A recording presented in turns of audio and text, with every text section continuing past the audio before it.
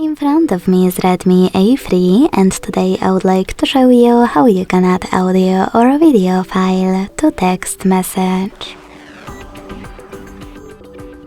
First of all, launch Messages and select or create a chat.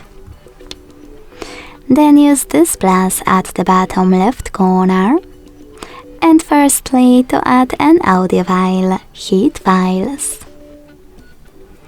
Then tap on Audio at the top. Select one of those apps or click on those three lines at the top left corner and pick one of those sources. Either way, after locating your file, just hold it and click on Select at the top right corner to attach it. To add a video one, select Gallery section instead of Files. If your video is recent, click on it over here. And if you can't find it there, tap on Folders instead and look for it over here.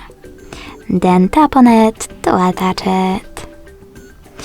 Thanks so much for watching. If you enjoyed this video, don't forget to leave a like, comment and subscribe.